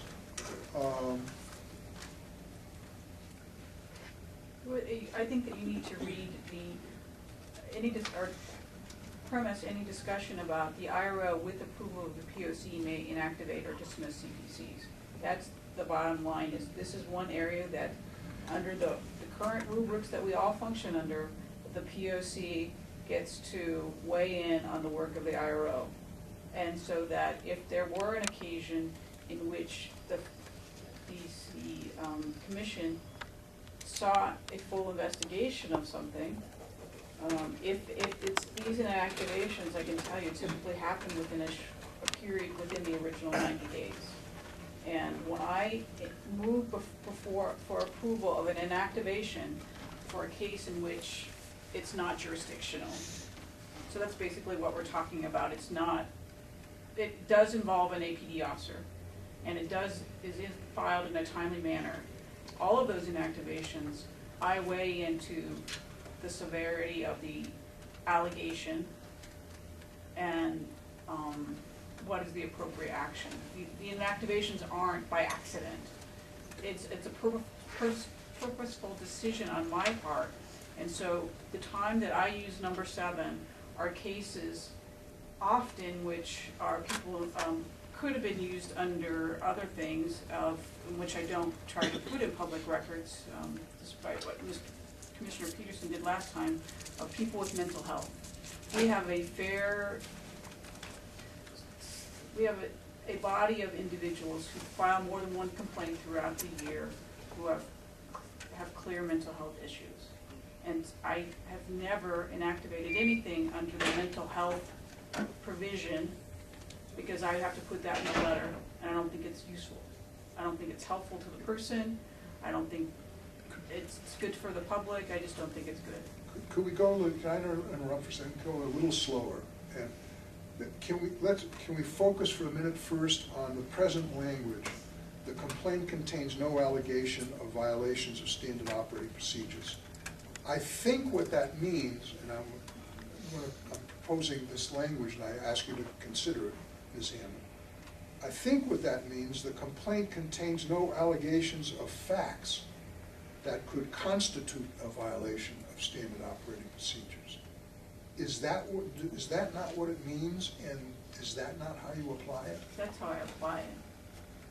Okay, so you don't expect to have the citizen allege that SOP 30-40 was violated. Right. You expect the citizen to allege, you know, he arrested me or he beat me severely. Right. And that brings the use of force SOP into right. it. So my first suggestion is that I'll now move that we propose an amendment to 7 to read with that inserted language. Say it again. The complaint contains no allegations of facts that could constitute a violation, singular, no violations, violation of standard operating procedures.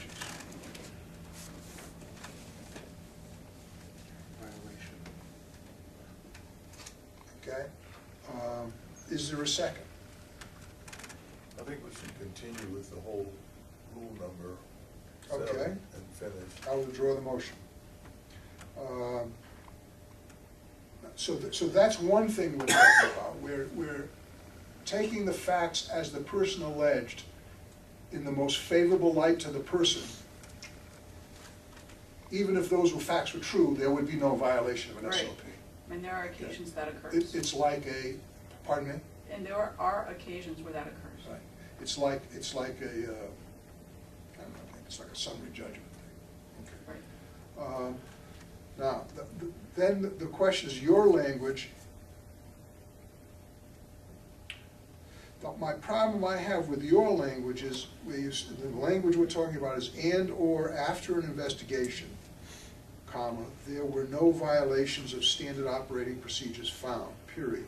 The thing that I don't understand about that is, what is the difference between that and an investigation you conduct in which you exonerate the person, the officer? Because these inactivations are used for cases which are of less serious nature, is one area in which I use inactivations. And so I could allege that the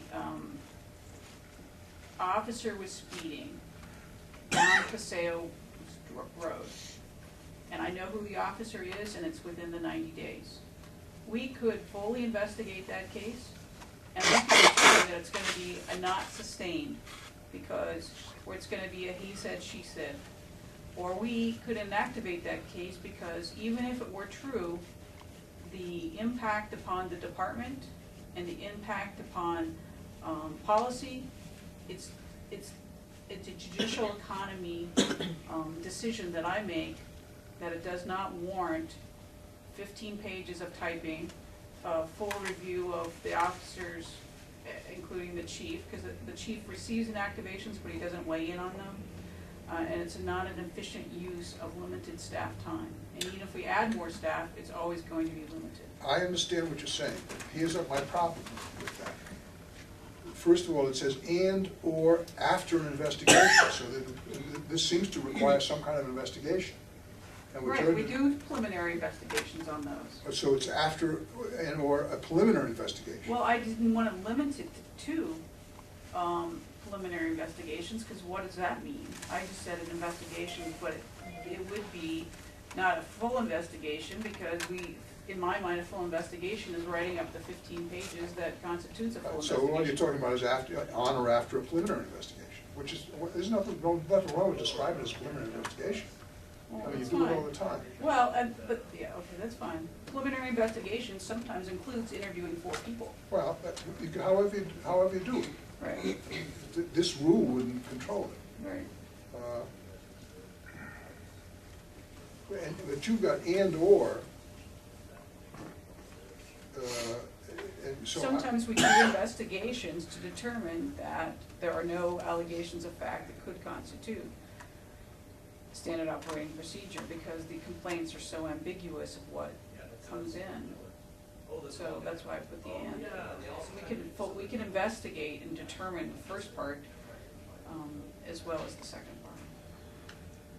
Yeah. I'm sorry, Commissioner Barker. I'm not exactly, maybe I am the English major, but I don't know that we need the original Rule 7 if we implement what the RO has proposed. Well, I'm still trying to understand what the IRO has proposed, but with all due respect, what she's just described to me is a de minimis standard, not that there are no violations of standard operating procedure.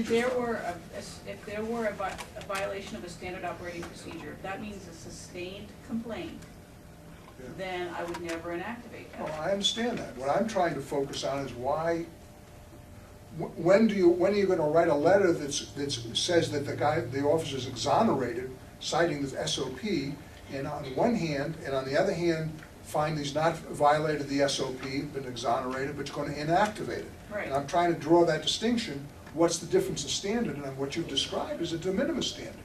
That is the guy who's just,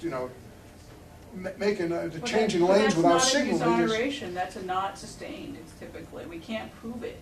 There's no provable allegation of sustained conduct. If it's a sustained conduct, it's going to be a full investigation, and the person's going to be held accountable for it to whatever extent that is. So what I'm talking about in times in which sometimes people are exonerated, and sometimes it's not sustained, and always they're de minimis if they're going to be in inactivations. Well, to me, then, the standard is not that there's no violation of standard operating procedure found. The standard should be because it's de minimis. Yeah, but Is then it all right if I investigate Scotchable as his hand up? I'd like to recognize Who's the SOP guy? I just, what happens on a number of these complaints that get inactivated for this particular purpose. For example, we had a person that filed a complaint. The complaint was not against the officer, it was by the simple fact that he was ticketed. And he's been driving for 57 years and should not have received a ticket because he had a clean driving history. That would be an example of you're not making an allegation of conduct against the officer or anything else, you're making an allegation that you should not have been ticketed. That's something that we would inactivate for. that would be covered by my modified version of the current rule. Or the current rule, right? The complaint contains no allegations of facts that could constitute a violation of an SOP. Right, but I'm saying there are times that we need to, for staff purposes, inactivate cases that are not a serious matter. Ms. Hamel, don't misunderstand me. I'm not arguing with you that that's not right. And what I'm trying to do, well, that's not a good thing. What I'm trying to do is figure out how to articulate the standard for that so that when it's done, you know and will know that that's met that inactivation standard.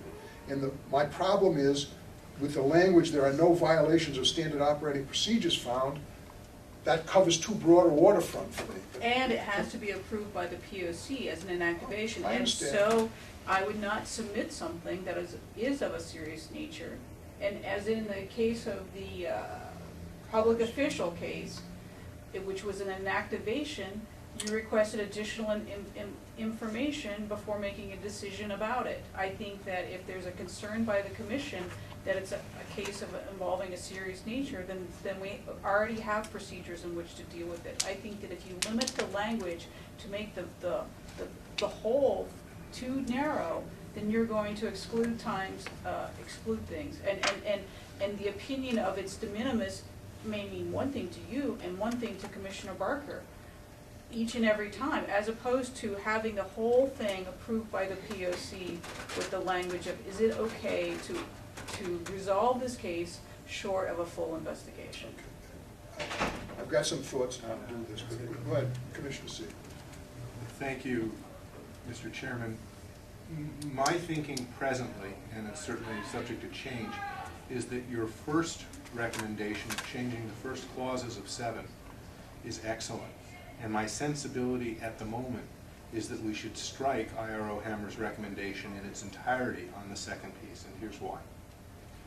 The ordinance requires the commission under 9415B to oversee the full investigation and or mediation of all citizen complaints.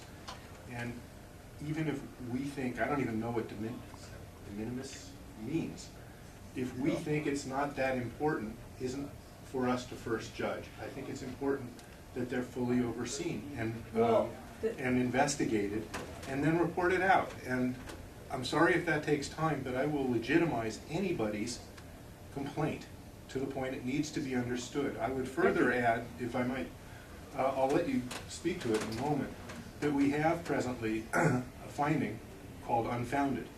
And that's for an allegation that's not valid in the first place, or that there is no SOP violation alleged. And I think that that's the proper bucket to put these kinds of cases into when you see it appropriate.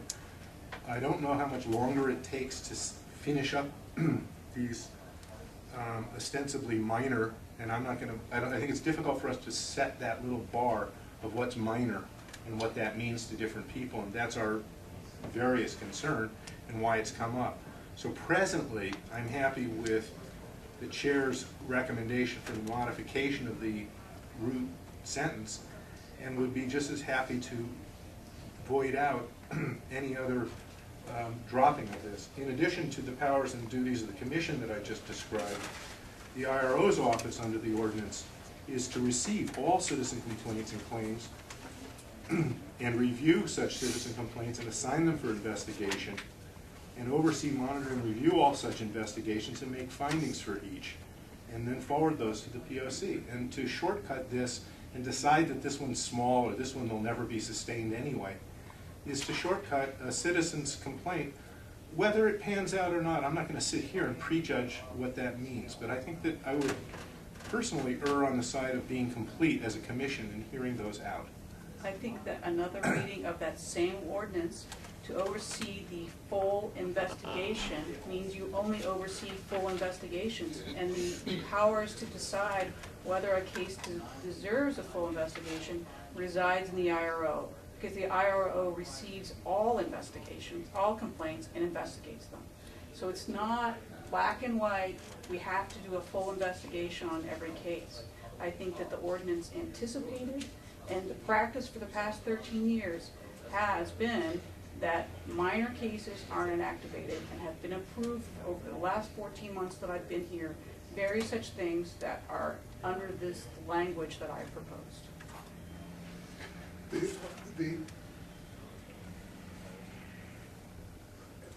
I'm trying to work with you and craft something, okay?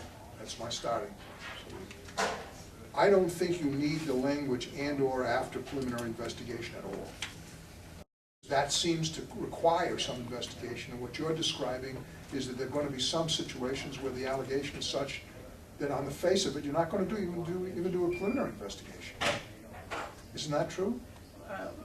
We always do some preliminary investigation, because we always speak to the complainant, if at all possible.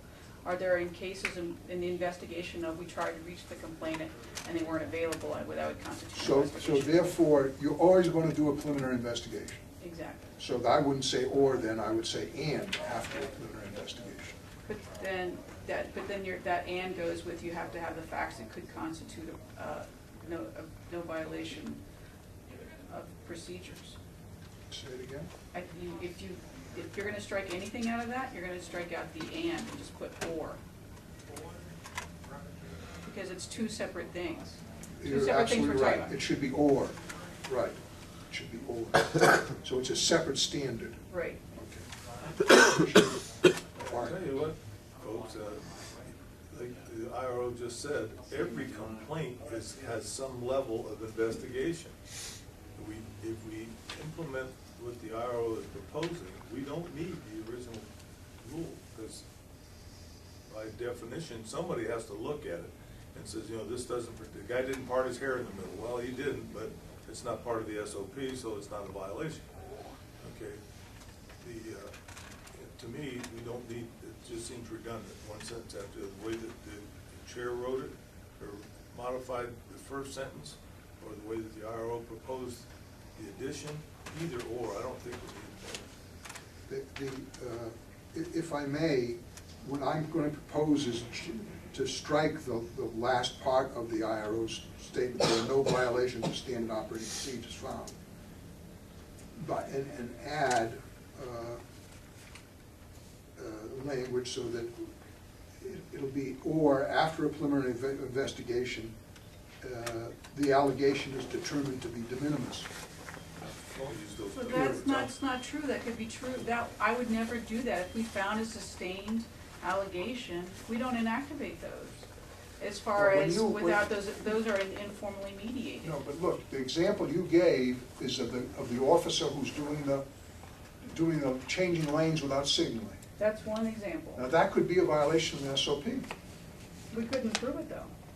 But he could have. You're right. And those would be informally mediated. Yeah. If those, informally mediated or inactivated. We don't inactivate cases in which there are sustained findings. We informally mediate those because we say, is it okay? We find if we work it out with the supervisor, the way we informally mediate those things. What I'm talking about are cases in which it's going to be a not sustained, or it's going to be an exonerated, or it's going to be an unfounded. Those we never informally mediate because there's nothing to mediate. Okay, so so then you can change it to, or after a preliminary investigation, the matter is de minimis, the allegation is de minimis, and no violation of the standard operating procedures found. Our standard You AD. not use that word. What? Not use the word, it's a technical word we're talking about, de minimis. Yeah. It's a, you want to find a different word for it? How about we, I think that the de minimis part comes in with, it has to be with the POC approval. Well, that's, I understand that, you'll get that when you come for the approval of the But I think inactivation. that adding extra language is not helpful. Look, I'm Because I trying- wouldn't submit something that wasn't de minimis, Look, and you I am wouldn't trying approve to anything that was. I'm trying to distinguish, the language, there are no violations of standard operating procedures found, is too broad in my judgment. It includes things that would be exonerated, it should have an exoneration letter on it. Huh? Or unfounded. Or unfounded. And And I'm trying to narrow that correct, I just maybe, think that. maybe we ought to just pass this and work on it further, rather than try to do this publicly. Well, or we could After an shoot it up to the full POC as well. I don't know that we want to take up the time of the full POC with this. Well, I think, inactivations are an important part of the POC, it's half of the CPCs. I understand, that's why it's important to make clear that this, But I make think the that other standard. people are, I mean, the de minimis part of it, that's a judgment call that the full POC makes on each and every inactivation. If we think it's something serious, or we, the royal we, if the POC thinks that it's something serious, then it's dealt with as a non-act, we don't approve it as an inactivation. What I don't understand is how I, as a POC commissioner, can, when you come in and say you want to inactivate something, and there's an allegation of facts that could constitute a violation of the SOP, when are you going activation versus when are you going full investigation? That's all I'm trying to figure out. Commissioner C. I'm saying I've done it for 14 months. So we just rely on your good judgment? No, you rely upon the collective judgment of 9 people who are appointed by the city council. No, okay. I'm trying to do a standard here in Commissioner C. I'm gonna make a proposal and a motion right now that it may not work out. I'm gonna propose and now move that we accept your revision to the first part of 7. Who's, mine?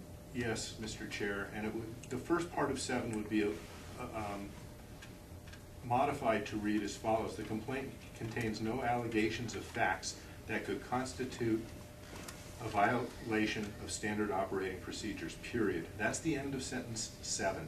And in a moment, we can take up a new paragraph 8 and talk about your de minimises and the rest of them. But we could, I think, agree on the first piece as it stands. And Okay, you making that motion? I would like to move that. I second it. Any further discussion? I just think that it can be, after investigation, it was found that the complaint contained no allegations of violations of the SOP.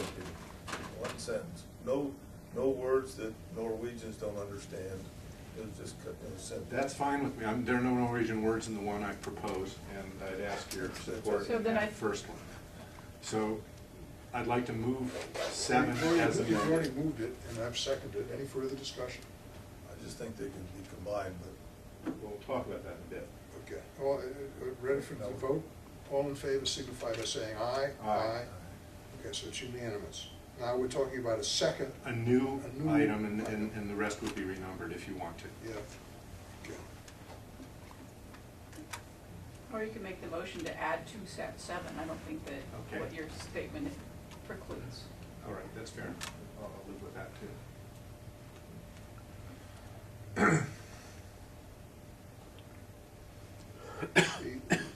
This standard, after a preliminary investigation, there are no violations of standard operating procedures found, does not help me distinguish between the situation where there is a complaint and you conclude that, and a complaint where you do a preliminary investigation and you find that the allegations are unfounded or not sustained or whatever the other In adjectives. reality, when we first began this discussion back in earlier this year, pick a month, I don't know which one it was, but it was a long time ago, there was a difference in the department.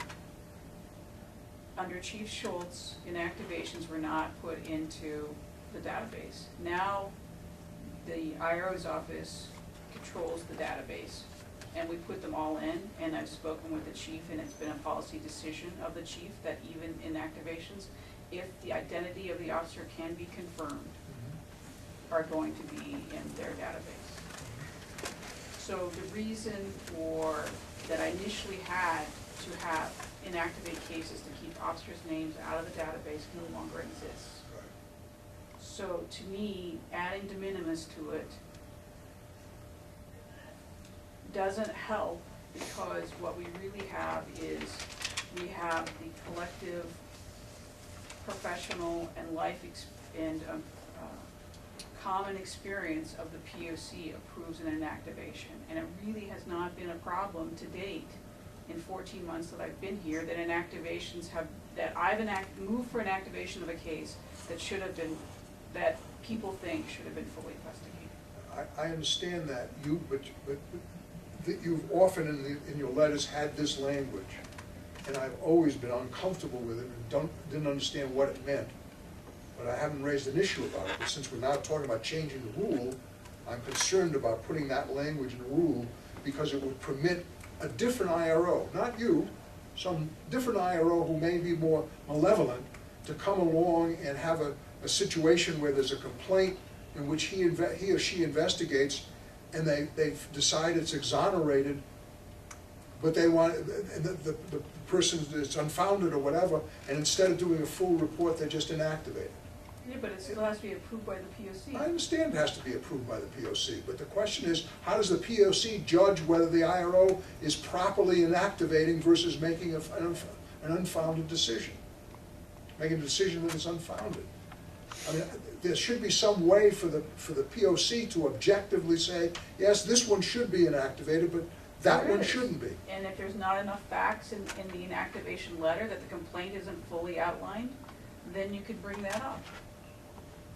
I think that if you have the facts of the complaint, then you know what the big picture is alleged.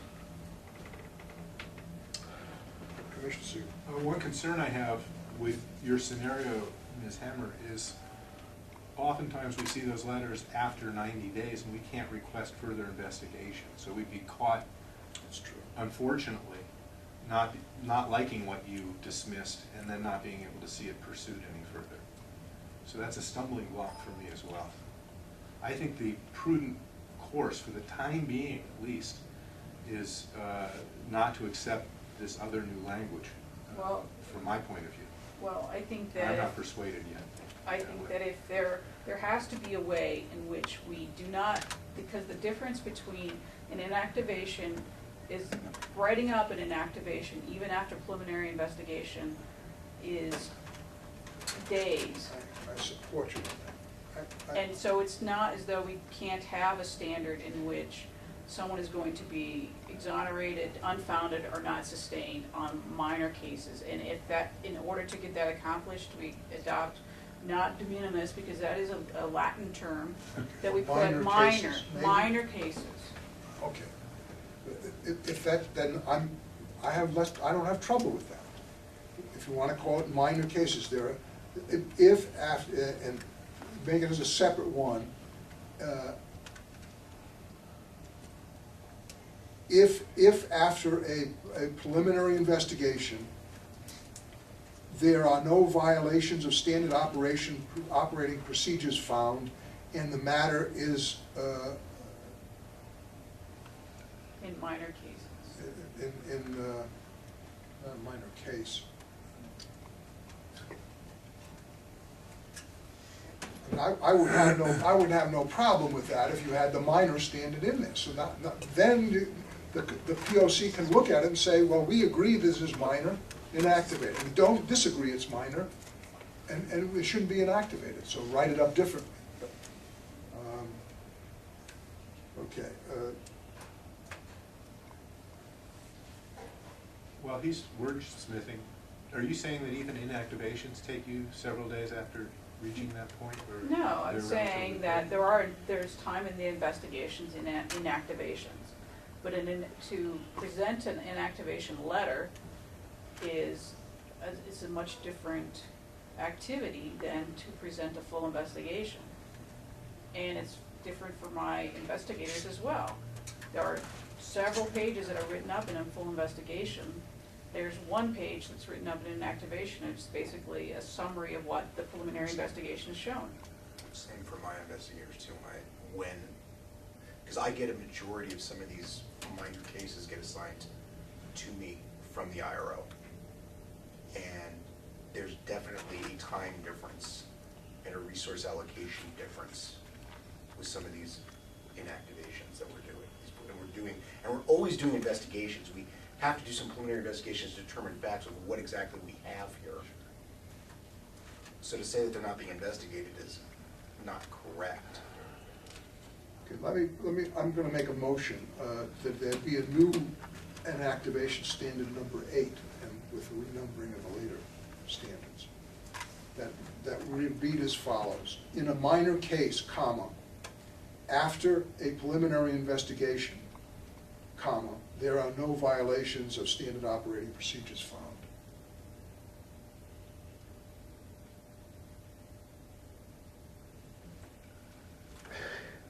Any second?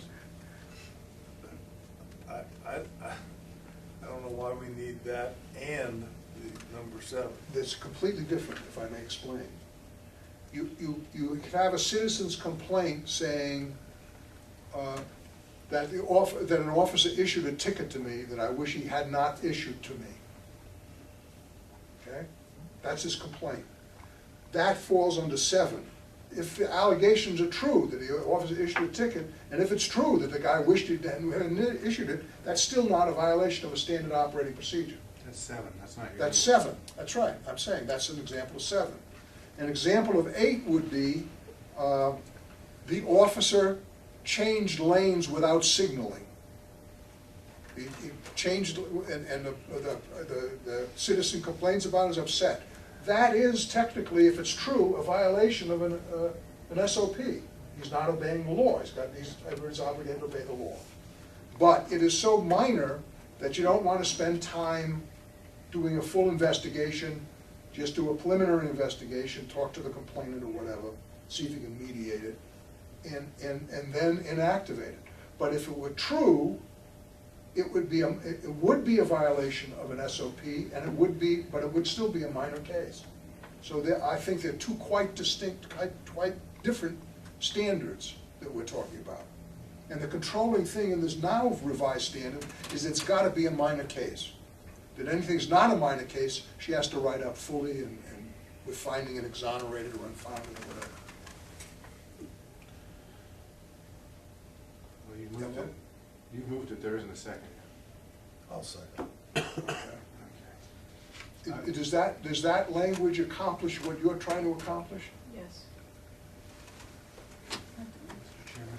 Yes, Commissioner Segal. I will vote against this. I am reminded of an adage from my family upbringing that says minor surgery is surgery that happens to someone else. There is in this instance a complainant. The complainant is upset with an officer and with APD as a symbol, a badge, as our police department. And for us to decide that such and such is minor or not minor is, I think, exceeding the bounds of the expectations of that citizen. And I will err on the side of protecting their right to make the complaint, unfortunately, to you and to the paperwork involved, and watch that they all come through for our consideration. The problem is that fuzzy line of minor, as I described earlier. If we were to see that minor isn't minor and we needed more investigation, we're out of time. And so that wouldn't serve the citizen or the commission or the IRO. And I think that would be a mistake. I understand what you're saying, but what you're talking about, because what I'm trying to do is identify in a standard what's been the practice, that it's in an applicable standard. What you're saying is we should change the practice and not inactivate any of these types of cases. Well, then they're talking about severe impact on the resources, and I mean, if we can, instead of two investigators, we need 4 more investigators, which is what I originally proposed, but anyway. No, Mr. Chairman, Yeah. frankly, even last month when we had a surprising number of inactivations, we had 11. Of those, many had to do with going over time, of simply out of jurisdiction, it had to do with a different jurisdiction, and some of them had to do with things that you may call a minor case.